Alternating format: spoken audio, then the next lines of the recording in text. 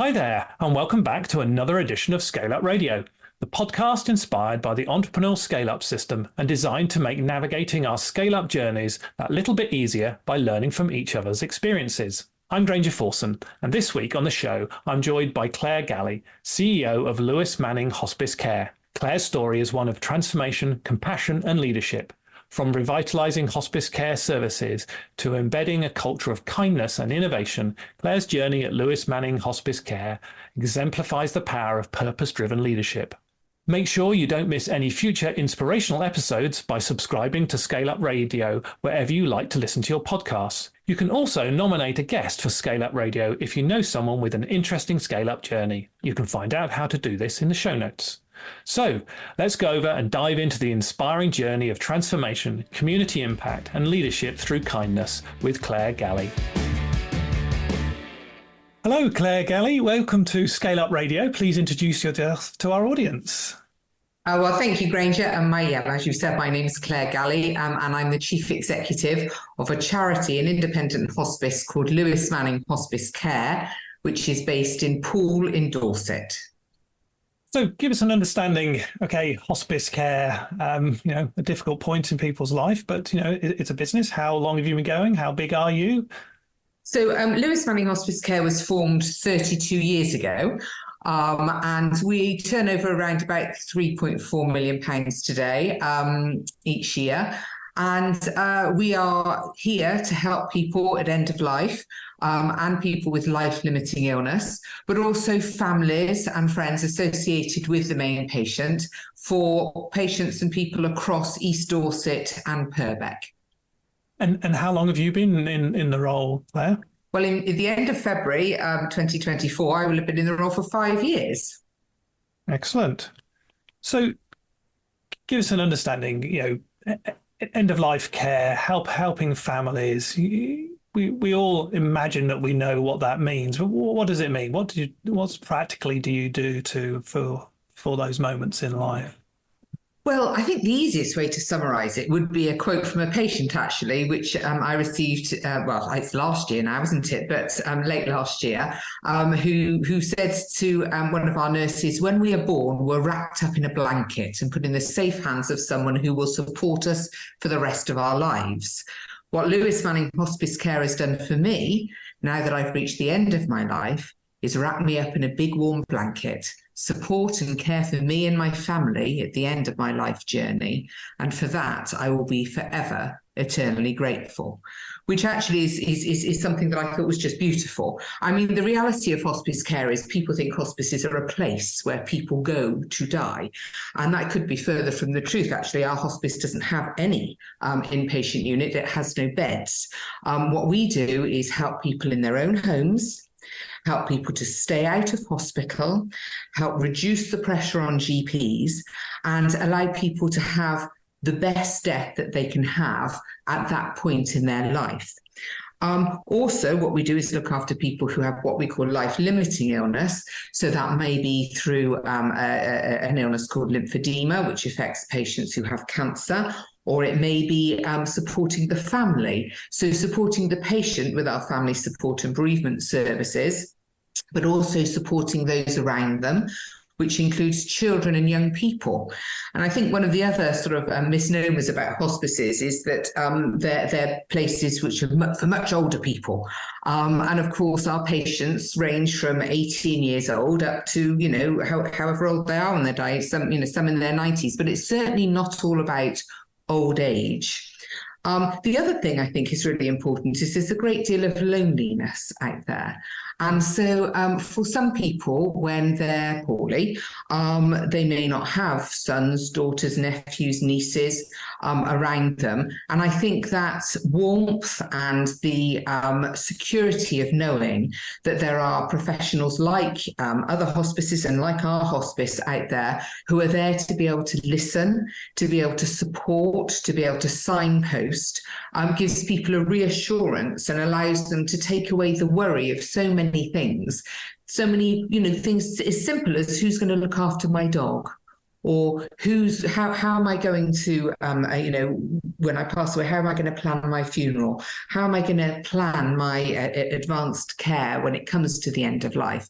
And our nurses and our clinicians do so much of that work as well to help reassure and to be there for patients, as I said, and their families through what can be a really difficult time. And the great thing about that is once you've got so many of the worries sorted out associated with end-of-life care, it does often allow the patients to be able to then get on and live. Because actually, the point is to live up until that point that you die. And so they can get on with maybe seeing friends, going to that special place that they always wanted to visit, planning what they want to do with their life, because they've already been helped and supported by Lewis-Manning Hospice Care to plan their death. And it always amazes me that, in business and in life, we as people plan so many things, don't we? We plan birthday parties and we plan meetings and we plan holidays and all of that sort of thing. But very few people actually plan their death. Whereas it's after the taxman, I think it's the only sure thing in the world, really. Yes. So having that plan in place, that plan of how you want to do it, where you want to be, even down to little things like what music you want, whether you want flowers or not, whether you've got messages to give to the people who may be around you, having that sorted and arranged and having given it some thought with families, friends and loved ones does allow people to get on with the beauty of life, I think. Well, what a fantastic way of putting it. I really, really enjoyed that element of it. Never really thought about that, just getting on with life, because you get rid of the worries that you've built up around the inevitable that will happen. Well, thank you for sharing that. That was beautiful. So, I mean, so you're a business and you're there helping people. So what do you and your team strive to be the best at then? Well, I think we strive to be the best. Our values are around about kindness and listening, and being patient-centred, and being accountable. And I think that as a charity as well as a business, the thing that I have focused on over the last 5 years is that kindness, about being there for our staff, our volunteers, our patrons, our donors, our patients, their families. And I think that's one of the really important things about Lewis-Manning is the kindness that people experience when they come to us. But from a business point of view, I think it's really important that charities, because we are a charity, fill a need and a gap with something that is impactful. Because you've got to remember, in charity, people are donating money, giving us £2 a week to play our lottery, or they might give us their clothes to be sold in one of our charity shops, or a piece of furniture. Our donors want to know that when they give to us, they're doing something important themselves and that it's going to make a difference. And so it's so important to make sure that as a charity, we do the right things at the right time, filling a gap that isn't filled by other people. And as I said, Lewis-Manning was founded 32 years ago by a lady called Marjorie Lewis-Manning.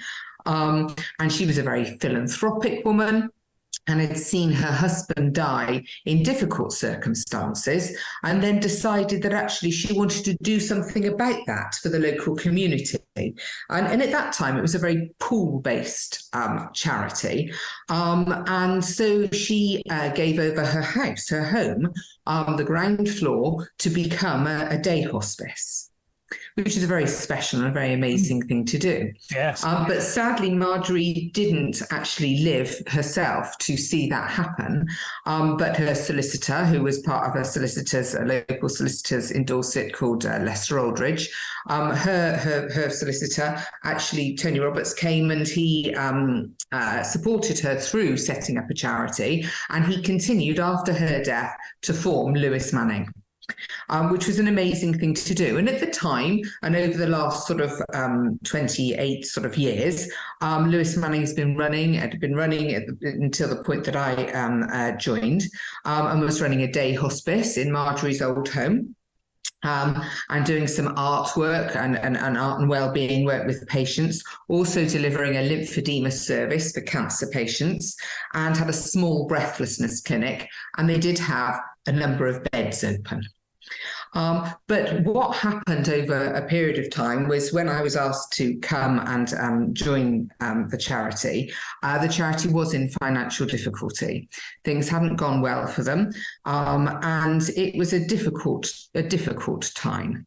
And so when I came, and I've done quite a lot of sort of change management over the last sort of 30 years that I've been in the charitable sector, I came and looked at the service that was provided for about 300 local patients, mainly in the Poole area, but also then went and talked to the clinical commissioners for Dorset, talked to the patients, talked to the staff, and really did an awful lot of listening to try and understand why the charity was in the position that it was in, and what could be the vision for the future? Was there a future for the charity, and how we could look to make that happen? And interestingly, I found that Dorset at the time didn't have a significant hospice at home service, which is unusual. It didn't have a closer to home service. And obviously, only about 6% of the dying population in the UK will actually need a hospice bed. So what happens to the other 94%? Well, they will die in hospital or they will die at home. And we set about developing a strategy that would deliver closer to home services with the 4-year plan at the time to start delivering hospice at home services. But what I also found was that I think one of my biggest learnings over that time was that actually the symptom was a lack of funding, a lack of partnership working, a lack of working across Dorset with other key players, other hospices, the NHS, GP surgeries, nursing homes, care homes. There was a lack of partnership working and a lack of really good culture in the organisation. And I think the biggest change that I brought around in the first 3 years of being with the charity was a change in culture. Which is so important. And today, we are now 5 years on, and we now have a closer to home service where we have not just a hub in Poole, but 5 hubs across East Dorset and Purbeck. We have day hospices in those hubs, we have art and well-being, and we have an excellent lymphedema, a greatly expanded lymphedema service for cancer patients. But we also have an expanded breathlessness service for lung cancer COPD patients. We have new services, including family support and bereavement, which I've mentioned. We have complementary therapy. We have hospice at home. We have a virtual hospice for those people who find it very difficult to come into day hospice. And it's about giving quality and time to patients so that today we're no longer helping 300 patients, which was a good number. We're now helping over 800 local people in East Dorset and Purbeck. And that's very special. We're very lucky to be able to provide that sort of service. And we feel very privileged to be able to help that number of local people. Well done. What a fantastic turnaround and development that you've put in place over the last 5 years. So just, we're about helping business owners, and while we're not as specific a charity as a business owner, it's still a very important aspect. You still have to, generate revenue. You still have to work with people. You have to find staff. You have to nurture the staff within a good culture to make it successful. So whether you're a charity or a business, the difference is that level called profit and who's it for. You still have to reinvest in the business to help it grow and the charity. So, some great learnings over the last 5 years. So let's explore a few of those. You turned up. You had to go out and listen to people.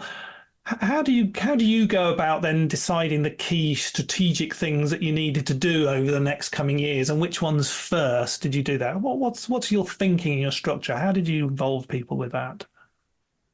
Well, I think, as I said, listening is really important. Asking the right questions is really important. You'll know that in the work that you do. But I also think it's about when you're in a position where you need to make change and you need to drive change quite quickly, you need to be very focused and you need to sort of put aside the smaller things that perhaps can wait. And I always think about it as if you're filling a vase full of, and you want the vase to be as full as it possibly can. First of all, you put in your big pebbles, then you put in your gravel, and then you put effort into pouring in the sand. And then when you think it looks really full, you top it up with water, and you can still get more in there. And so I was really looking for my pebbles, I guess, at the time, which is quite a nice analogy given that we're by the sea. And one of our pebbles was the building itself, and the building wasn't fit for purpose for our purposes. And so we sold the building to a partner who we're now working with into the future, which is a care home, and we're working very closely with them. And we found another building which sort of ticked my list of being closer to the hospital, having good parking, being on a bus route, having the space that we needed to do what we were going to do in the hubs, but equally then creating and having the finance to be able to deliver that work at home and closer to home. And I think it's about being driven, being focused, but also taking people with you. And there's no doubt about it. Across the UK, one of the red flags on any healthcare providers risk register is staffing, and getting the right people in the right place. But what I've learned significantly, I really, really feel passionately about this, is that if you create the right environment, people will hear about you and they will come. Now, when I started at Lewis-Manning, we didn't have a large clinical team particularly, and we were delivering a good service, but we knew that we wanted to expand. And so it was about, as I've said before, putting in place that culture whereby people will come, they will experience the whole of the organisation, they will tell other people, those people will stay and bring others too. And I can say now quite openly that we have people walking into our hospice, professionals, healthcare professionals, marketing professionals, administration professionals, finance people, coming in and saying, we've heard about you. Have you got any jobs? This is an organisation we would like to be part of. And that for me is one of the greatest successes of what's happened over the last 5 years, because we are a people-driven organisation. We are in a building, but the building is not important. What matters is the people, because they're the people who are supporting all of those other people. And having the right type of people in your organisation is crucial, I think, and being able to attract them and retain them and keep them. And that's brilliant, absolutely, and I totally agree. People are a part of any organisation for the growth, for the activity, for doing that. But a lot of that, you said about creating the environment. So what are the sort of things that you do every day, every week, every month? Because it's action that drives environment. It's not just words on the wall. What are the things that you do personally, and also the business, your team do you think, to create that environment? But I think communication is absolutely key, but also behaviour, because, there are many ways of delivering a sentence, aren't there? I'm really happy. I'm really happy. I'm really happy. Those sorts of things, people have to believe it. They have to believe it. So I think that understanding the impact of your behaviour on other people when in any environment is terribly important, but also really communicating, sharing. I think being really honest, because we had hard times. And I think sharing as much as you can, especially from a leadership position, being as honest with people and answering their questions is crucial, because people it's not natural to be kept in the dark. We're not made like that. We're inquisitive, aren't we? We're inquisitive beings, and we want to know, we want to be heard and we want to feel valued. And actually, there is nobody in the organisation who doesn't have an opinion or a thought or some form of input that would be valuable to us. So I do an awful lot of communicating, which certainly includes listening. I think and in any organization, in any business, there will always be some poor behavior and some great behavior. And I think it's really important as a leader to make sure that you check yourself. But also, if you see anything like that, you're not afraid to name it and talk to people about it and say, when you did this, when that happened, this is how it made me feel. And explaining that and supporting people and coaching people through that. Because actually, if we've only got 4 values in the organisation, the key one is kindness, then we have to behave like that too. If we cannot be kind to each other, how on earth are we going to be able to do that with those people who are there to help at the end of life and with life-limiting illness? So for me, I think it's about change can be really difficult for people. And we went through a lot of change in the first 3 years.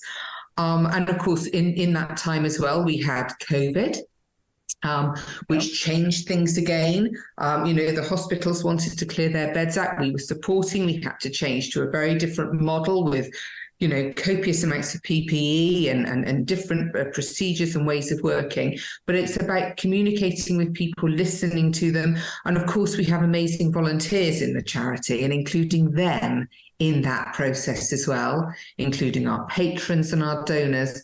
And, I found in life that people like to be asked, and asking for help and never being too proud to say, actually, this is my problem. This is the thing I'm trying to do. I don't know how to, or what would you do?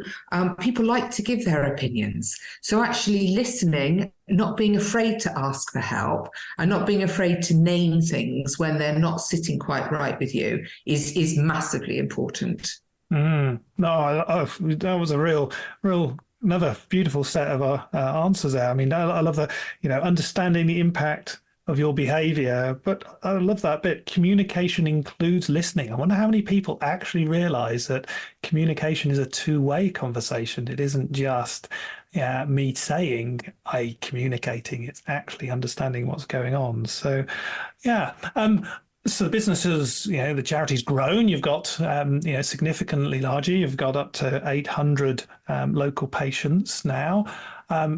Revenues have had to increase to do that. How have you gone about then, developing the revenue requirements that you need to develop?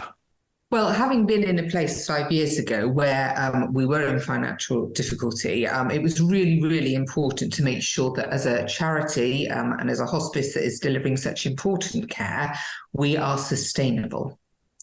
And so we've spent a lot of time developing our strategic plans, as you can imagine, and our vision for the future, but equally, an equal amount of time preparing the finances and the data behind that. And part of our strategic plan was to open more charity shops, because actually, especially in a financial crisis, across the UK, charity shops do tend to do very well because they're excellent places to shop. You can pick up amazing bargains, and they're affordable. We spent a lot of time looking to see where our stock would come from and asking people for help, asking people to donate that blouse or that piece of furniture, that sort of thing, but also providing the shop for us to be able to then take those items in and sell them on and sort them and do all of the amazing things that the charity shop team does. And the wonderful thing about charity shops is that they provide excellent cash flow for an organisation. They provide excellent awareness. They're our face on the high street. Seriously importantly, they're a place where people can go in and say to the shop manager or assistant shop manager, my mum or my dad or my daughter needs help or we've been to the doctors, we've just been told that so-and-so's got a life-limiting illness. How can you help? They can get information about what we do in our charity shops. They're amazing for the community because obviously they provide volunteering opportunities, which help CVs, help with loneliness. I mean, we've actually got a chap who lives in Purbeck who gets two buses to come and do half a morning twice a week in our Swanage charity shop. And I've met him and I said to him, this is quite a big journey for you. It's not an inexpensive journey for you to come and volunteer with us. Tell me more about what drives you to do that. And he says, I'm lonely at home. My children have gone off and they're doing their own thing. My wife's passed away. And I wanted to come into the community, do something good and enjoy myself. And he comes into our shop, as I said, twice a week. He volunteers. So that's, sort of 6 to 8 hours a week of work that he supports our charity with. But he gets something back from that, which is, again, really important. And finally, of course, the environment, because everything we sell is recycled. So that ticks a lot of boxes for me personally, and also for our organisation. And we, as we mentioned earlier, we won an award actually for the Green Environmental Award for the organisation in Dorset who provides such a great environmental a gift, if you like, to the environment and to the community. So that's a really sustainable way. We have a contract with the NHS to provide some of our services, but actually of the amount of money that we have to raise each year, and this year it's about 3.4 million, only about 20% of that comes from the government. So the rest has to be raised through wonderful people holding coffee mornings, taking part in our Muddy Dog Dash, which we hold in March, taking part in various events, shopping in our charity shops. We're fortunate that some people consider us, once they've thought about their family, in their wills, and will leave a gift in their will to us, which is something that many people do for charities. So that's another area where we receive money. And we have a lottery that people can play for £2 a week. So that's, another good sustainable model for income. But I think it's also about not being afraid, as I've said before, to ask people for help, because often people might not be able to, money is tight these days, especially in the current economic climate, but people will normally have an item that they could give to their charity shop, or maybe be comfortable baking a cake or holding a raffle. It doesn't have to be large gifts of money, although we do have a number of supporters and trust funds and foundations that are prepared to support us with larger gifts as well. So we're still not a rich charity. We balance our books. We don't make a profit. We don't make a surplus. This year we're actually running a deficit budget, but we do have the money in reserves to be able to cover that.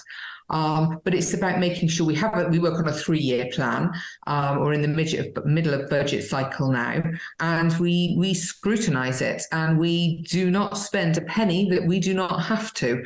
And that's wonderful because, just the other day I needed a minibus to take some patients somewhere, and a very lovely care home lent us a minibus, and that saved me paying for a minibus driver and a minibus and petrol or diesel or whatever it was to take a group of patients somewhere that they wanted to go and see.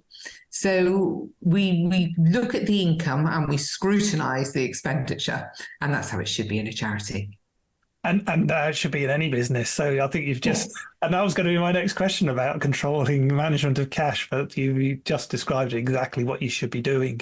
Yeah, really understanding the income, really understanding the outgoing, and scrutinising everything and deciding, do you really need to do that? Do we really need to spend that? Is there a better way? Is there an opportunity? And being a charity, you've just described, there are other ways that you can fulfil that and make that happen.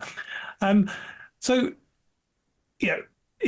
as a leader in a business, yeah, so you're the leader of the charity, it can be hard sometimes. We can feel the pressure of it all. How do you manage the sort of the overwhelm that sometimes can come in those type of roles? What are your hints and tips for managing all of that responsibility that we can put heavily on our shoulders? Yeah, and it does, and there are things that keep me awake at night still, and I'm sure that's the same for anybody in business who's in a leadership role. I think one of the things that I learned was when I first came into Lewis-Manning, it was tough. It was really tough because you've got this organisation who is doing such impactful work at such an important time in life. And I did my very best, which is all one can do ever, to turn it around. I've got a passion for it anyway. A lot of people in my family have sadly died at a younger age than they should. But I think the thing that I learned the most is to look after yourself. The first 2 years were hard and I was working, 24/7 really. And I have a family. And it was hard. My thing that I did badly was I ate a lot. So I put on a lot of weight. And I didn't look after myself health-wise. I didn't become ill. But I did put on a lot of weight and I wasn't very healthy and I didn't exercise very well. So that's changed a lot over the past 2 years when I've had, recognized that in myself. How do I deal with overwhelm? I think, looking after your mental health is important, but looking after your physical health for me, getting out. And it was funny actually, because I decided 2 years ago that I needed to lose some weight and needed to get back on my game a little bit, sort of for myself, looking after you, if you like. And I was out for a walk with my goddaughter. And my background is I'm a chemist. So I love an equation.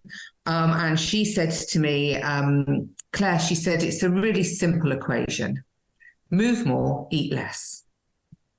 And I thought, do you know what? I've been on every diet in the history of the universe over my life. But actually, that's it, isn't it? A simple equation appealed to me as a chemist. And so that's what I set about doing, moving more, eating less, or eating more healthily. That's what I did. I took up cold water swimming because actually, if you're living in Dorset, why wouldn't you? And swam most mornings in the dark in the winter and in the sun in the summer. In the sea all year round, and that gave me my energy actually, because it is very good for mental health and well-being. I wouldn't recommend anybody starts at this time of year. It's much easier to do it in the summer and then gradually work through with the winter. But this year I was swimming on Christmas Day at 7 o'clock in the morning. I swam on New Year's Day at the same time with friends. Don't do it by yourself. And I think for me, it was having that, the release of being able to, started running again, get your energy back by actually expending energy, which sounds a bit mad, but actually it really helps your mental health. So today, personally, I'm in a much, much better place. In the middle of all of that was going on with the change at Lewis-Manning, one of my stepsons was diagnosed with cancer at the age of 19. So that was tough on our family as well. And he's now better, and he's not quite in 5 years remission, but not far off. So, there was a lot, you have a lot going on. I've got 4 children, 2 stepchildren, two natural children myself. So there's always a lot going on in your personal life, as well as having a business to run or a charity to run.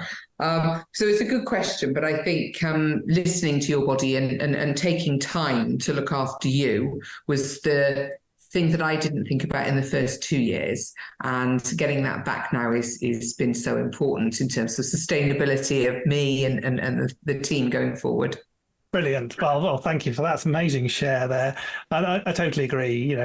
I taught myself that what goes in your mouth goes on your hips. So you decide how big your hips want to be. And actually energy comes from motion. It doesn't come from food. You need food to power but you don't need, the energy doesn't come from that. Energy comes from what you do, and exercise and moving and activity is so important. So yeah, I totally agree, Claire, that's such an important thing. So a couple more sort of questions then. What do you love the most about the charity? What really is the driving force behind Claire and what you do? This might sound a bit corny, but the ability to make a difference. I'm good at making things happen. I like making things happen, but I like making things happen for the right reasons. As I said, I was a chemist, and I was lucky enough to do, I think it was only about 24, some psychometric testing it was in those days. And it said very clearly that after I finished my degree, I should go into a career that would be values-based. So I was never destined. I was rubbish with test tubes. I would just, the idea of being in a laboratory, I was in a laboratory for quite a while, and it was boring actually, for me, not for everybody.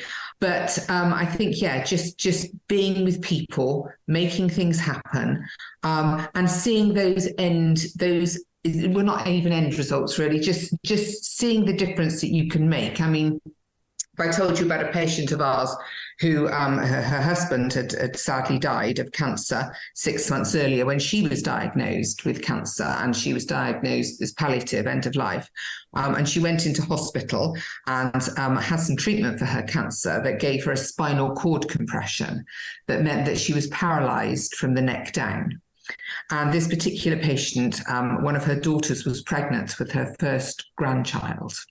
And the patient was very end of life, without the ability to move her limbs, and it was going to be very difficult to get her home. But she wanted to be at home. She wanted to go home. She wanted to get out of hospital, and she wanted to die at home. And there was a referral that we got, and we were able to make that happen. We worked in partnership with the NHS and other healthcare providers to get that lady home, which actually allowed her to see her granddaughter be born and to hold her granddaughter. And that particular patient held on until we could get her out of hospital, could care for her at home. Her daughter gave birth to a beautiful baby girl, and we were able to help the patient hold her first grandchild for the first time. And what was interesting about that is the day after she did hold her grandchild, she died. And that sounds like a really sad story, but actually the patient had the best death that she could have had at that point. She got what she wanted. She was able to hold her grandchild. She was able to be at home.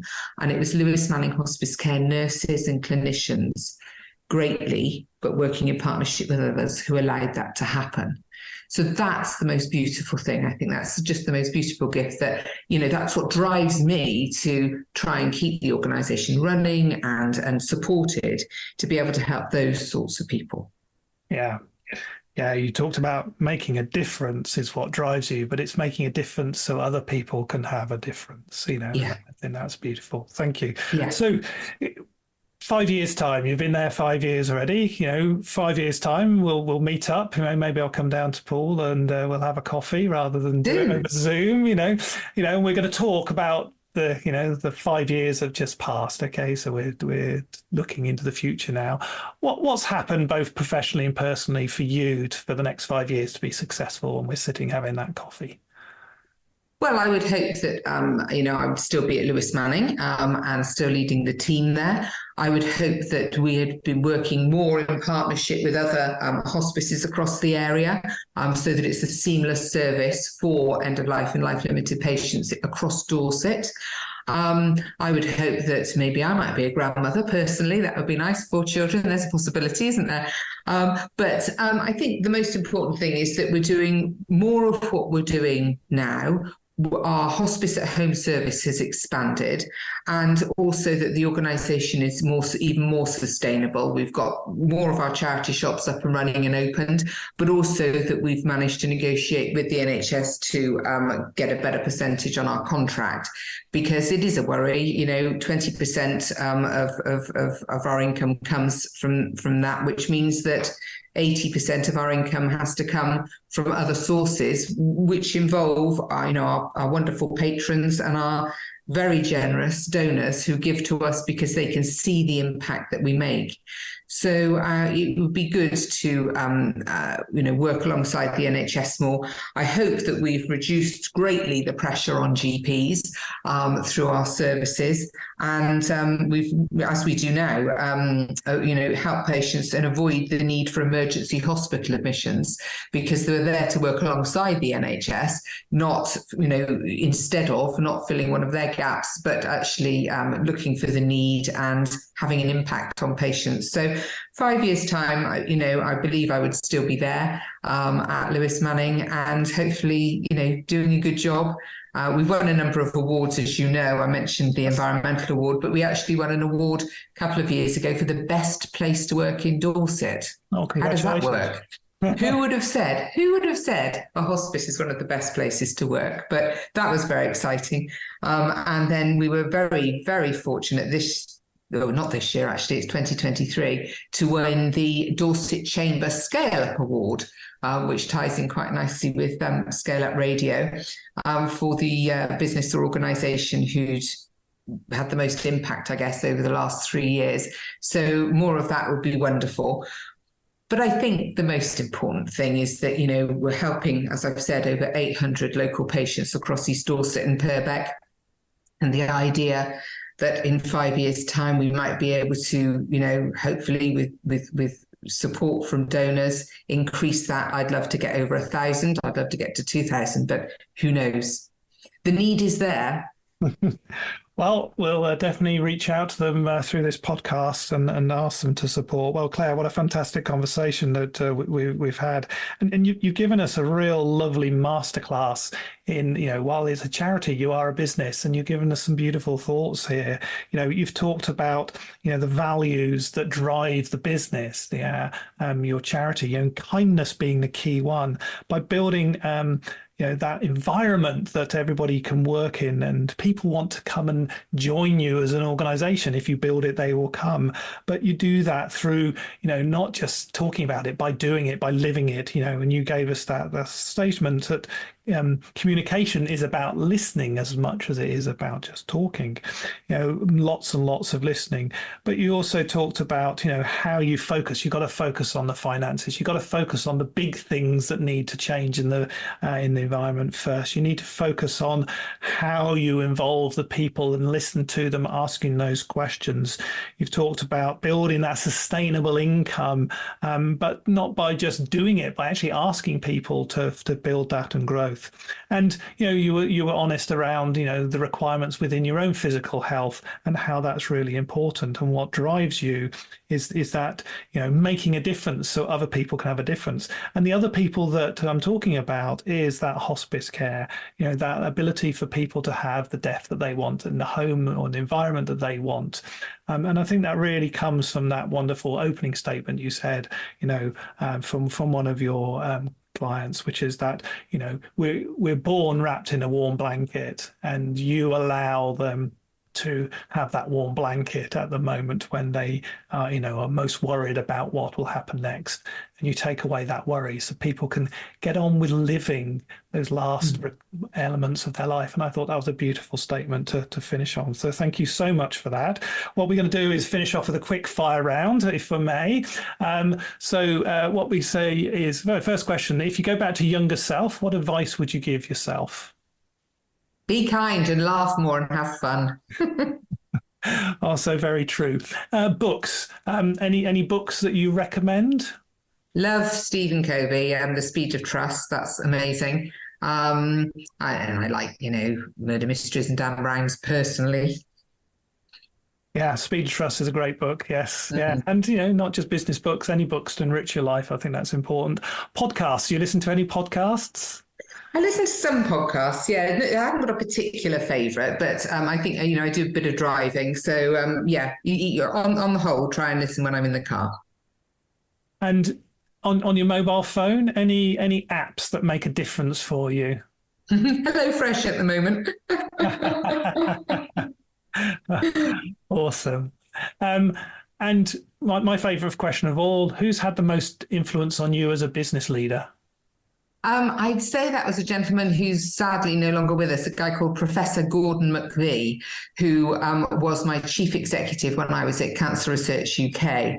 An amazing professor, an amazing oncologist, who really taught me, while you're doing it, have fun. And he was the cleverest man I know, brain the size of a planet, but just a great leader. Yes, very good advice. Have fun. And finally, Claire, how can people get hold of you? Well, they can get hold of me by going to our website.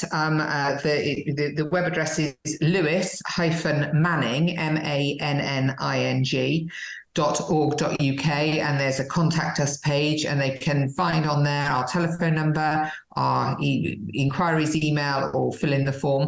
And I think it's really important to say that, this isn't just about getting in contact with me. If people know someone who could, needs our support and help, whether it's a patient themselves or a family member or a young person, then that's what we do. That's our purpose. And there is always help out there. Equally, I can be found on LinkedIn. Interestingly, my name is not spelt with an I, so it's CLARE, Gallie, GALLIE. And I'd love to hear from anybody who thinks that they might need our help or be able to help us. Brilliant. Well, Claire, thank you for this amazing conversation today. I've really enjoyed it. Thank you very much, Granger. I've really enjoyed it too. I hope you enjoyed that discussion, and if you're building and scaling your own business, you might well be interested in our book, The Entrepreneurial ScaleUp System. And it's exactly what it says on the tin. It's a practical handbook around scaling a business in a structured way. And you can order a copy on all your favorite online retailers, including an audio version, or you can find it and other supporting resources on our website, www.esusgroup.co.uk. That's esusgroup.co.uk, which is esusgroup.co.uk.